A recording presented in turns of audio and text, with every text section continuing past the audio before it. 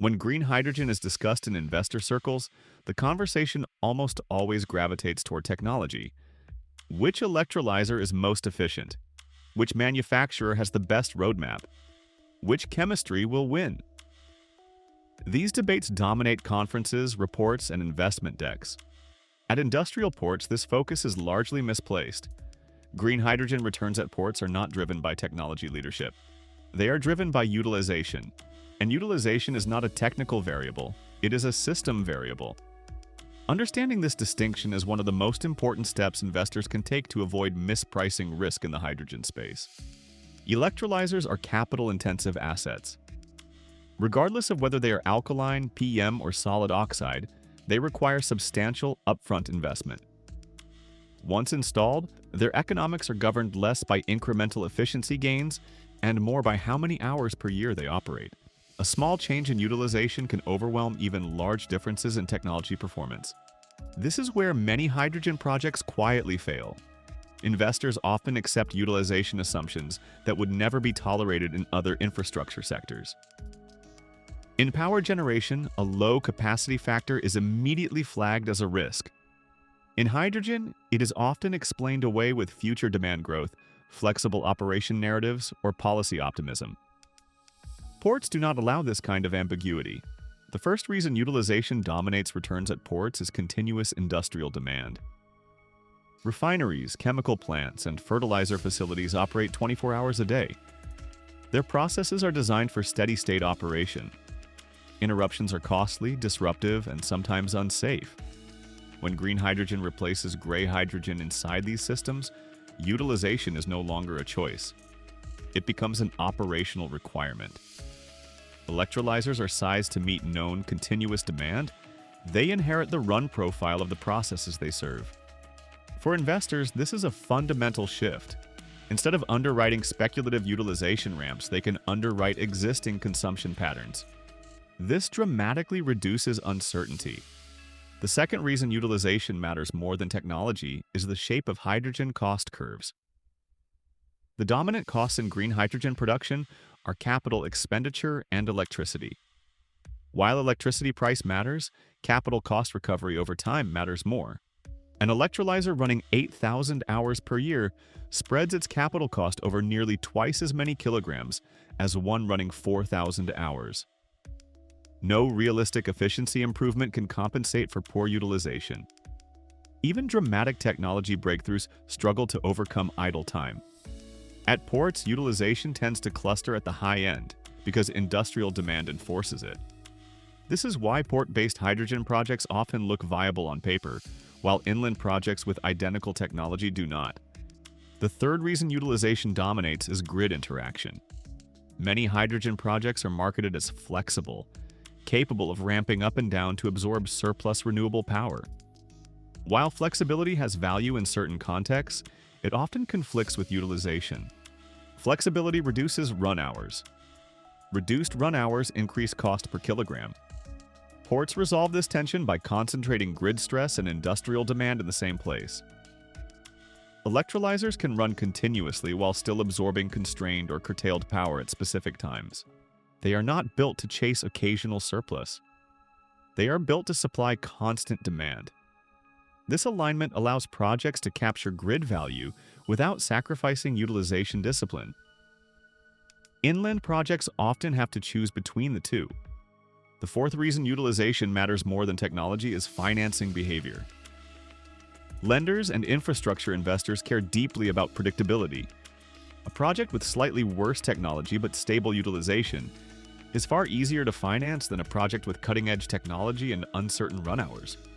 Ports provide the conditions lenders want: demand certainty, short transport distances, existing infrastructure, established counterparties. All of these reinforce utilization stability. This is why port hydrogen projects often reach financial close with less fanfare than high-profile pilot projects elsewhere. Capital prefers boring reliability over exciting uncertainty. The fifth reason utilization dominates returns is operational integration.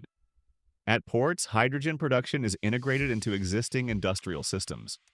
Control rooms, maintenance teams, safety protocols, and redundancy already exist. Electrolyzers are treated as process equipment, not experimental add-ons. This integration reduces downtime. Outages are managed quickly because the surrounding system cannot tolerate prolonged disruption. Utilization stays high not because operators are optimistic, but because the system demands it. Technology alone cannot replicate this effect. An advanced electrolyzer installed in a poorly integrated environment will still suffer from low utilization. The sixth reason utilization matters is replacement dynamics. As discussed in the previous video, green hydrogen at ports replaces existing gray hydrogen. Replacement markets impose higher standards than new markets. Operators will not accept lower reliability, lower availability, or frequent interruptions. This forces discipline on project design. Electrolyzers must be robust, redundant, and properly integrated. Projects that cannot meet these standards fail early. Projects that meet them behave like infrastructure. For investors, this discipline is valuable. It reduces the risk of long-term underperformance. Weak projects are filtered out quickly. The seventh reason utilization dominates is that technology improvements are incremental, while utilization improvements are structural. Electrolyzer efficiency gains tend to be measured in single-digit percentages over time. Utilization improvements can double output without changing technology at all. Ports provide structural utilization advantages that technology alone cannot create. They concentrate demand, power, and infrastructure in one place. That concentration is not something a better electrolyzer can substitute for. This perspective also reframes how investors should view technology competition. Instead of asking which electrolyzer is best in isolation, the more relevant question is which technology integrates most reliably into high utilization environments. At ports, robustness, maintainability, and compatibility often matter more than marginal efficiency.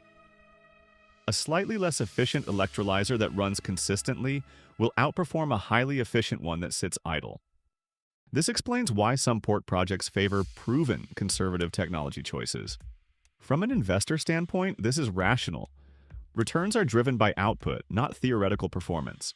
Understanding utilization as the primary driver of returns also clarifies why many hydrogen projects disappoint. They are built around optimistic utilization assumptions that are never enforced by the surrounding system. When demand fails to materialize or flexibility reduces run hours, economics collapse. Ports rarely allow this to happen. The system either enforces utilization or rejects the project. This is also why utilization should be treated as a leading indicator of project quality. Investors evaluating hydrogen projects should focus less on stated efficiency metrics and more on concrete answers to a few questions. What enforces run hours? What happens if demand drops? Who bears the cost of downtime? How quickly can outages be resolved? What systems depend on this hydrogen? Ports provide clear answers. Inland projects often do not. The broader implication is that green hydrogen should not be evaluated primarily as a technology race. It should be evaluated as an infrastructure integration challenge. Technology matters, but only insofar as it supports high, stable utilization. Investors who understand this shift gain a significant advantage. They stop chasing the latest electrolyzer narrative and start focusing on system fit. They look for projects embedded in environments that demand continuous operation. This is why green hydrogen at ports reaches economic credibility earlier than elsewhere. It is not because the technology is better, it is because utilization is enforced. As the hydrogen market matures, this distinction will become more obvious. Many projects will fail not because technology disappointed, but because utilization never materialized. Port-based projects will continue to stand out because they were designed around utilization from the start. For investors, the lesson is straightforward but often overlooked. In green hydrogen, returns are not driven by what you build. They are driven by how often it runs. Ports ensure it runs.